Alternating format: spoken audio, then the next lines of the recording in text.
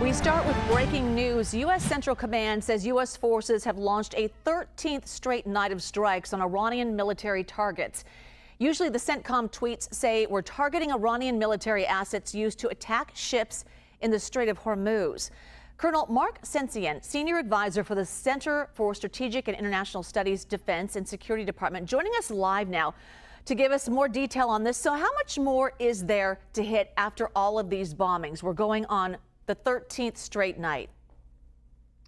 Well, President Trump has said that they're going to get more of the same, and I think that's what we're seeing.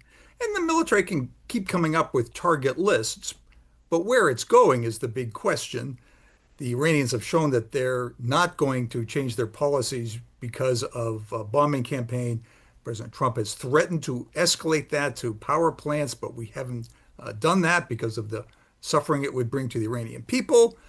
It's conceivable the United States is getting ready for some move in the Strait of Hormuz. The reports of some troop movements, not ground forces though. But so far, it's been pretty much the same thing night after night. At what point and what will it take to open the Strait of Hormuz?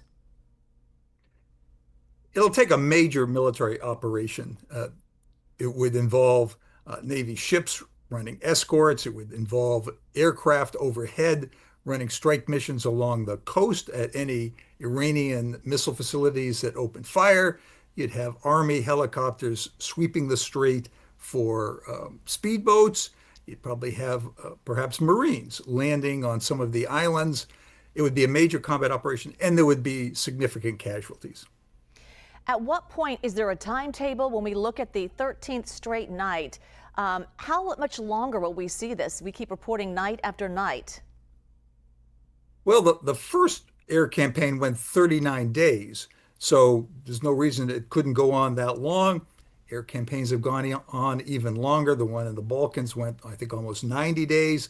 So this could go on for quite a while. And at this point, should we be concerned about stockpiles?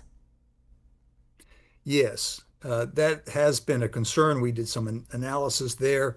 We looked at 7 munitions that were heavily used against Iran and would be used in the Western Pacific against China. For about half of them, we have expended a third of the inventory. For the rest, about half the inventory. And of course, those numbers are going up as we continue to fire. We can keep this conflict going for quite a while. The risk is if something were to happen in the Western Pacific, if China were to make a move, we won't have the munition stockpiles that the war planners want.